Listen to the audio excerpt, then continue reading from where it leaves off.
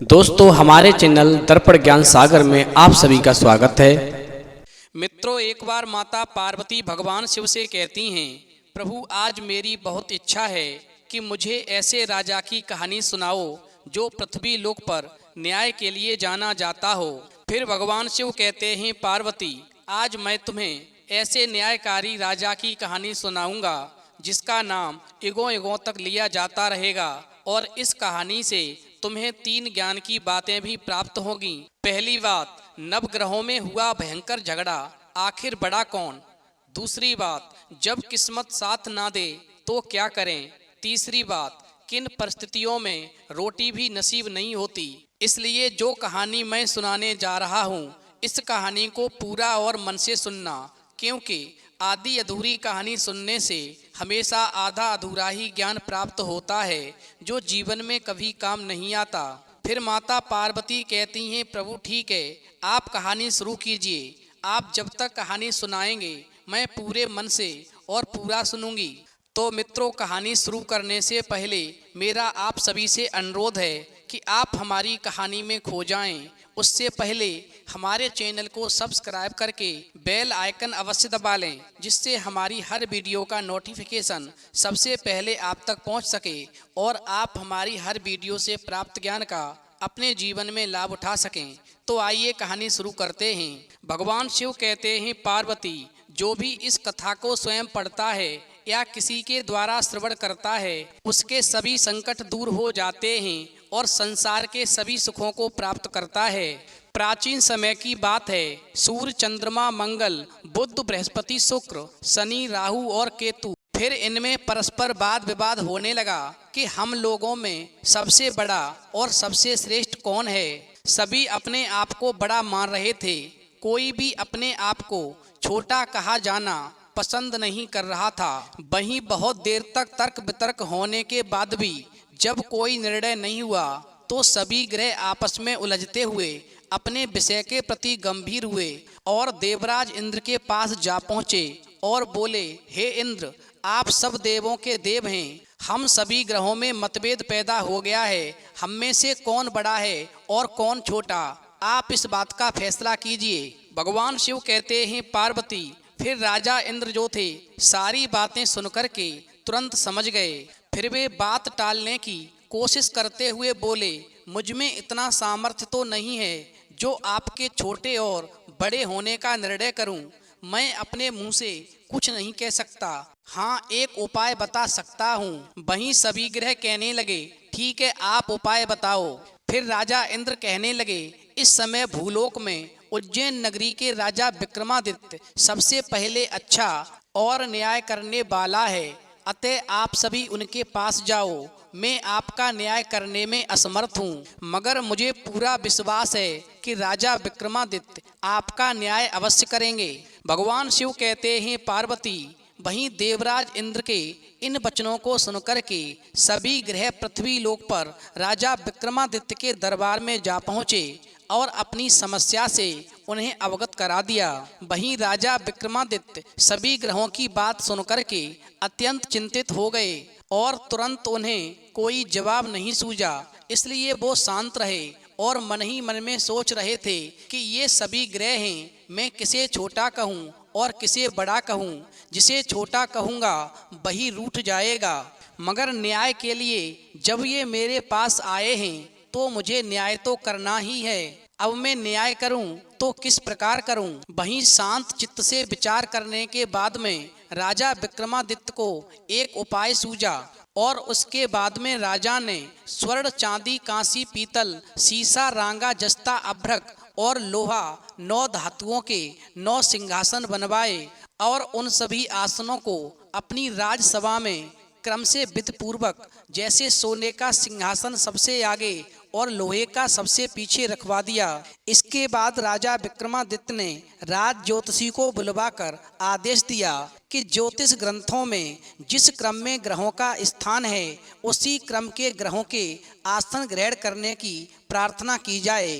वहीं इस प्रकार सबसे उत्तम तथा सबसे आगे रखा हुआ स्वर्ण का बना सिंहासन सूर्य को मिला और चांदी का सिंहासन चंद्रमा को मिला तथा शेष धातुओं के सिंहासन इसी प्रकार अन्य ग्रहों को मिले, मगर सबसे पीछे रखा हुआ और लोहे का बना सिंहासन अंत में शनि देव को मिला। भगवान शिव कहते हैं पार्वती, वहीं राजा विक्रमादित्य की इस बात को अपना अपमान समझते हुए शनि देव क्रोध से लाल हो गए कि मेरा सिंहासन सबसे पीछे पड़ा है। और फिर शनि देव की भ्रुकुटियां तन गईं, जबड़े भिंच गए, मुट्ठियां भिंच गईं। फिर वो आग बबूला हो गए और क्रोध में बोले, हे मूर्ख राजा विक्रमादित्य, तू मेरे पराक्रम और मेरी शक्ति को नहीं जानता। सूर्य एक राशि पर 1 महीना, चंद्रमा 2.25 दिन, मंगल 1.5 महीना, बृहस्पति 13 महीने, बुध और शुक्र 1-1 महीने, राहु और केतु उल्टे चलते हुए केवल 18 महीने ही एक राशि पर रहते हैं, परंतु मैं एक राशि पर 2.5 अथवा 7.5 साल तक रहता हूँ। तू मेरे क्रोध को नहीं जानता, तूने मेरा अपमान किया है। बड़े बड़े देवताओं को मैंने कठोर दुख और कष्ट दिए हैं। राजन, ध्यान पूर्वक मेरी बात सुन। मर्यादा पुरुषोत्तम भगवान राम पर जब 7.5 आई तो उन्हें राज त्याग करके वनवास को जाना पड़ा। वहीं रावण पर 7.5 आई तो राम और लक्ष्मण ने लंका पर आक्रमण कर दिया। उसकी सोने की लंका जल गई और रावण ने अपने कुल का नाश कर लिया। हे राजन, अब तुम भी सावधान रहना। तुमने मेरा सिंहासन सबसे पीछे डाल करके आज मेरा भरी सभा में अपमान किया है। भगवान शिव कहते हैं पार्वती, इस प्रकार शनि देव की बात सुनकर के राजा विक्रमादित्य कहने लगे, हे शनि देव, मैंने अपनी बुद्धि और विवेक के अनुसार जो उचित न्याय सूझा वो मैंने किया है।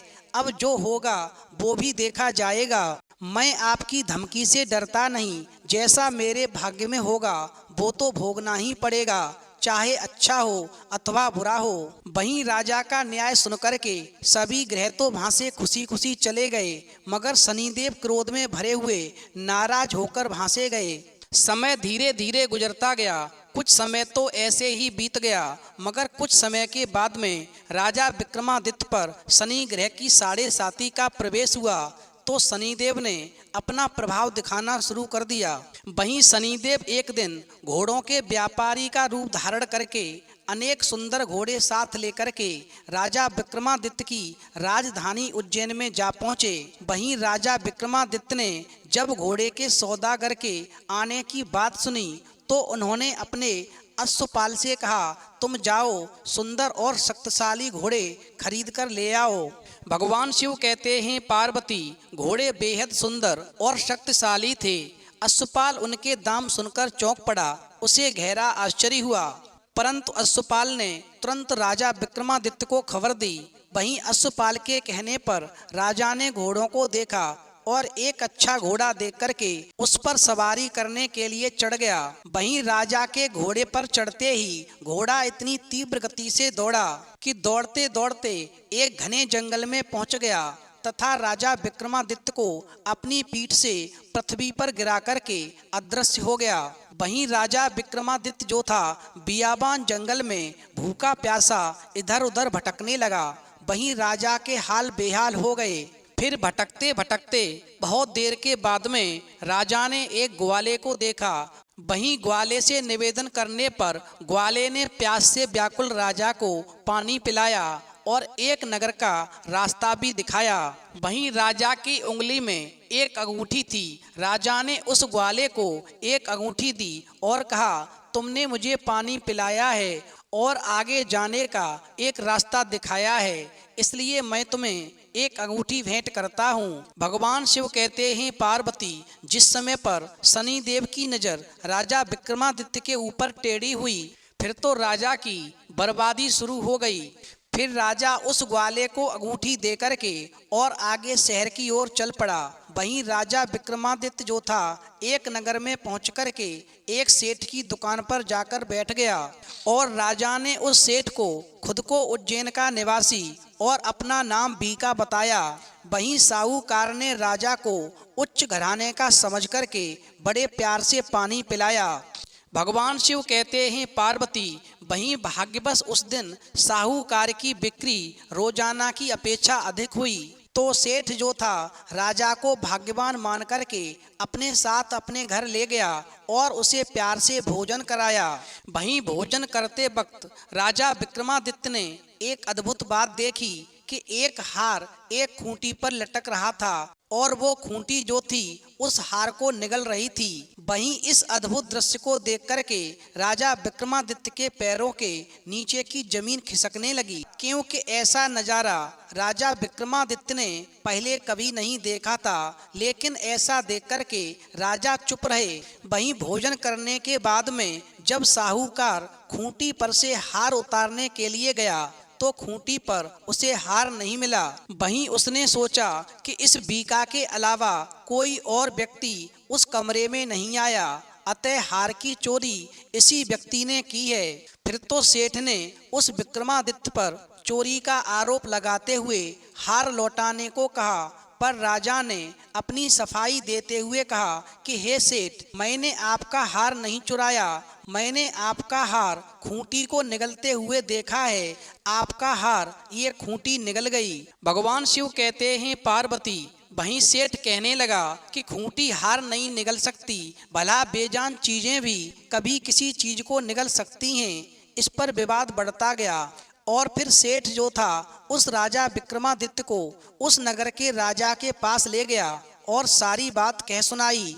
वहीं राजा ने आज्ञा दी कि हार का चोर यही है, इसी ने हार की चोरी की है, अतः मैं आदेश देता हूँ कि इसके हाथ पैर कटवा करके चौराहे पर फेंक दो। वहीं राजा की आज्ञा पाकर के उसके सैनिकों ने राजा विक्रमादित्य के हाथ पैर काट करके उसे जंगल में फेंक दिया। इसके बाद में राजा विक्रमादित्य जो था अपाहिज होकर के इधर उधर भटकने लगा।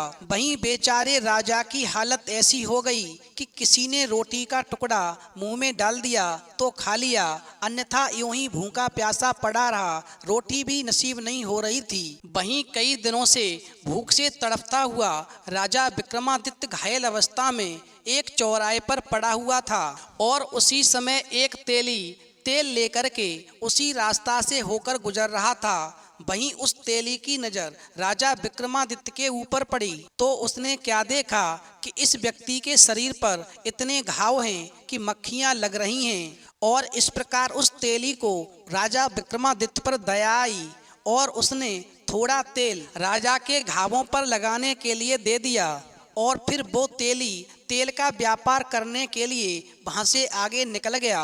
भगवान शिव कहते हैं पार्वती, इस प्रकार 2-4 दिन तक ऐसा ही क्रम चलता रहा। जब उस तेली ने राजा विक्रमादित्य के घावों पर लगाने के लिए तेल दिया तो उस तेली के व्यापार में वृद्धि हुई। वहीं वो तेली जो था प्रसन्न होकर के विक्रमादित्य को अपने घर ले गया और कोलू पर बिठा दिया और मन में सोचने लगा, ये व्यक्ति मेरे कोलू पर रहेगा तो मेरा व्यापार और ज्यादा बढ़ जाएगा। वहीं राजा विक्रमादित्य के दिन इतने खराब आए कि एक राजा होकर के उसे कोलू पर बैठ कर के बैलों को हाँकना पड़ा। वहीं इस प्रकार से समय धीरे धीरे गुजरता गया और कुछ वर्षों में शनि की दशा समाप्त हो गई। वहीं राजा विक्रमादित्य जो था अपने दुख को कम करने के लिए कभी कभी राग रूपी मल्हार गाता था। वहीं एक रात वर्षा होने लगी और राजा वर्षा को देख करके राग मल्हार गाने लगा। वहीं राजा का गीत सुनकर के शहर के राजा की कन्या उस राजा विक्रमादित्य पर मोहित हो गई और दासी से खबर लाने के लिए कहा कि देखो तो जरा इस राग को कौन गा रहा है। वहीं दासी ने देखा कि एक अपाहिज व्यक्ति तेली के कोलू पर बैठा हुआ मल्हार गा रहा है और फिर दासी ने ऐसा देख करके महल में वापस जाकर राजकुमारी को सारा वृतांत सुनाया। वहीं दासी की बात सुनने के बाद में राजकुमारी ने निर्णय लिया कि वो उसी व्यक्ति के साथ शादी करेगी जो मल्हार गा रहा था। और फिर जब अगली सुबह होती है और दासी जब राजकुमारी को जगाने जाती है तो क्या देखती है, राजकुमारी ने खाना पीना छोड़ दिया है और बिस्तर त्याग करके पड़ी पड़ी रो रही है और उसके मुंह से केवल एक ही आवाज आ रही है, यदि मैं शादी करूंगी तो उस मल्हार गाने वाले व्यक्ति से करूंगी। वहीं दासी राजकुमारी का ऐसा हाल देख करके घबरा गई और वो तुरंत राजा रानी के पास जा पहुंची और उनसे जाकर के सारी बातें कह सुनाई। भगवान शिव कहते हैं पार्वती, वहीं राजा रानी तुरंत राजकुमारी के पास गए और उससे उसके दुख का कारण पूछा। बेटी, तुम क्यों अनशन लिए हुए पड़ी हो? तुम्हें किस बात का दुख है? जो भी पीड़ा है हमसे कहो, हम तुम्हारा दुख दूर करने का प्रयास करेंगे। वहीं राजकुमारी ने अपने मन की मनसा राजा रानी को बता दी तो राजा रानी कहने लगे, बेटी वो अपाहिज है, एक चौराहे पर पड़ा रहता था, तेली इसको उठा लाया और अपने कोलू पर बिठा दिया। तब से ये व्यक्ति तेली के यहाँ पर कोलू के बैल हाँकता है। भला ये व्यक्ति अपना ही पेट नहीं भर सकता है तो तुम्हें क्या सुख देगा? तुम्हारा विवाह तो हम किसी राजकुमार के साथ करेंगे, मेरा कहा मानो, अपनी ये जिद छोड़ दो। भगवान शिव कहते हैं पार्वती, मगर राजकुमारी अपनी जिद पर अड़ गई। राजा रानी के अलावा परिजनों ने भी राजकुमारी को काफी समझाया, मगर राजकुमारी नहीं मानी और वो अपनी जिद पर अड़ी रही। वहीं उसने कहा, यदि मेरा विवाह उस व्यक्ति के साथ नहीं हुआ तो मैं अपने प्राण त्याग दूंगी। भगवान शिव कहते हैं पार्वती, फिर बेटी की जिद को देख करके राजा क्रोधित हो गया और कहने लगा, तुम्हारी ऐसी जिद है तो ठीक है, जो तुम्हें अच्छा लगे तुम वैसा करो। वहीं राजकुमारी के आगे जब राजा रानी हार गए तो राजा ने तेली को बुलवाया और उसे सारा हाल कह सुनाया और तेली को अपाहिज व्यक्ति से अपनी बेटी के विवाह की तैयारी करने का आदेश दिया और फिर इस प्रकार राजकुमारी का विवाह उस अपाहिज विक्रमादित्य के साथ हुआ। वहीं रात्रि को जब राजा विक्रमादित्य और राजकुमारी महल में सोए हुए थे, तब आधी रात को शनि देव ने विक्रमादित्य को स्वप्न में दर्शन दिए और कहा, हे राजा, मुझे छोटा बताकर तूने कितने कष्ट और दुख सहे हैं, इसकी कल्पना कर। वहीं विक्रमादित्य ने स्वप्न में ही शनि देव से क्षमा याचना की, जिसके परिणाम स्वरूप शनि ने प्रसन्न होकर के राजा को पुनः हाथ पैर प्रदान कर दिए। वहीं राजा गदगद हो गया। भगवान शिव कहते हैं पार्वती, इस प्रकार राजा विक्रमादित्य जो था शनि देव के गुणगान करने लगा। तत्पश्चात विनय करते हुए राजा विक्रमादित्य ने कहा, हे शनिदेव, आपने जैसा दुख मुझे दिया ऐसा दुख आप किसी को ना दें। वहीं शनिदेव ने राजा की प्रार्थना स्वीकार की और कहने लगे, एक बात ध्यान रखो, जो व्यक्ति मेरी कथा सुनेगा और कहेगा तो उसे कोई दुख नहीं होगा, और जो व्यक्ति नित्य मेरा ध्यान करेगा, शनिवार को मुझे तेल अर्पण करेगा या चींटियों को आटा खिलाएगा, उसके संपूर्ण मनोरथ पूर्ण होंगे। और इतना कहकर के शनिदेव अंतर ध्यान हो गए। वहीं जब राजकुमारी की आंख खुली और उसने राजा के हाथ पांव देखे तो वो चकित रह गई। वहीं राजा विक्रमादित्य ने राजकुमारी को अपना सारा हाल कह सुनाया तो राजकुमारी बहुत प्रसन्न हुई और फिर ये समाचार राज दरबार से लेकर के पूरे शहर में तुरंत फैल गया और सब राजकुमारी को भाग्यशाली कहने लगे। भगवान शिव कहते हैं पार्वती, वहीं वो सेठ जिसके यहाँ पर राजा विक्रमादित्य ने भोजन किया था और उस सेठ के हार को वो खूंटी निगल गई थी, मगर चोरी का इल्जाम सेठ ने राजा विक्रमादित्य के ऊपर लगाया। और फिर सेठ ने जब ये बात सुनी और ये जाना कि वो कोई व्यक्ति साधारण नहीं है बल्कि राजा विक्रमादित्य हैं, फिर तो वो सेठ आकर के और राजा के कदमों में आ गिरा और अपने किए की माफी मांगने लगा। वहीं राजा विक्रमादित्य ने कहा, सेठ जी, इसमें तुम्हारा कोई दोष नहीं है, मुझ पर शनिदेव का प्रकोप था। फिर सेठ बोला, राजन, अब मुझे तभी आत्मी शांति मिलेगी जब आप मेरे घर चल कर के भोजन ग्रहण करेंगे। तो राजा विक्रमादित्य ने कहा, ठीक है, मैं आऊँगा। और फिर राजा विक्रमादित्य उस सेठ के घर पर भोजन करने के लिए गए और जिस समय भोजन कर रहे थे तो एक आश्चर्यजनक बात हुई। जो खूंटी पहले हार निगल रही थी, अब वो ही खूंटी उस हार को उगल रही है। वहीं भोजन ग्रहण करने के बाद में राजा विक्रमादित्य ने उस सेठ साहूकार से कहा, देखो, मैंने तुमसे कहा था इस खूंटी ने ही तुम्हारा हार निकला है, मगर तुमने मेरी बात नहीं मानी। अब गौर से देखो, इस खूंटी के अंदर से ही तुम्हारा हार वापस आ रहा है। वहीं ऐसा नज़ारा देख करके वो सेठ जो था आश्चर्यचकित रह गया और फिर राजा विक्रमादित्य से कहने लगा, महाराज आप मुझे माफ़ कर दीजिए और मेरी एक विनती है कि मेरी श्री कंवरी नाम की एक कन्या है, आप उसके साथ में विवाह कर लीजिए। फिर सेठ की बात सुनकर के राजा विक्रमादित्य ने हामी भरी और उसके बाद सेठ ने अपनी रूप यौवन से संपन्न कन्या का विवाह बड़ी धूमधाम से राजा विक्रमादित्य के साथ कर दिया। और फिर इस प्रकार राजा विक्रमादित्य कुछ दिन वहां रहने के बाद में सेठ से विदा लेकर राजकुमारी मनभावती और सेठ की पुत्री श्री कंवरी तथा दोनों स्थानों से प्राप्त रत्न आभूषण और अनेक दास दासियों के साथ में अपनी राजधानी उज्जैन में लौट आए।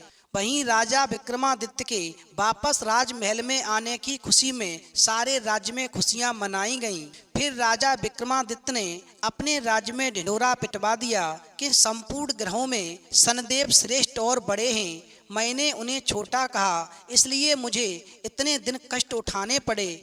और फिर तभी से राजा विक्रमादित्य के राज्य में शनिदेव की पूजा होने लगी। सभी घरों में शनि की कथा का पाठ होने लगा, जिसके कारण उस उज्जैन नगरी के निवासी समस्त सुखों को प्राप्त करने लगे। वहीं कहानी पूर्ण करने के बाद में भगवान शिव कहते हैं, पार्वती इस कहानी से पहली ज्ञान की बात प्राप्त हुई कि सभी ग्रहों में शनिदेव सबसे बड़े और सबसे श्रेष्ठ हैं। जिस पर शनि देव की कृपा हो जाती है उसे जीवन में कैसा भी कष्ट नहीं मिलता। वहीं दूसरी ज्ञान की बात प्राप्त हुई कि जब किस्मत साथ ना दे तो क्या करें। जब किसी इंसान की किस्मत साथ ना दे तो उसे अपने घर में शनि की कथा का पाठ अवश्य कराना चाहिए। ऐसा करने से किस्मत चमकने लगती है और ऐसे इंसान के घर में धन बढ़ता चला जाता है। वहीं तीसरी ज्ञान की बात प्राप्त हुई कि किन परिस्थितियों में इंसान को रोटी नसीब नहीं होती। तो जब किसी इंसान के ऊपर शनि की नज़र टेढ़ी हो जाती है तो कितना भी धनवान व्यक्ति हो, राजा विक्रमादित्य की तरह एक एक रोटी के लिए तरस जाता है। वहीं एक हाथ जोड़ता है तो सवा हाथ टूट जाता है।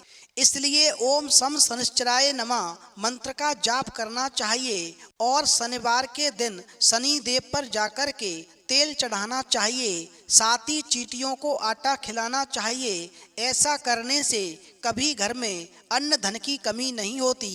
तो मित्रों, यदि आपको वीडियो पसंद आई हो तो प्लीज़ आप हमारे चैनल को सब्सक्राइब अवश्य करें और भगवान शिव पार्वती और शनिदेव महाराज के लिए एक लाइक करना न भूलें।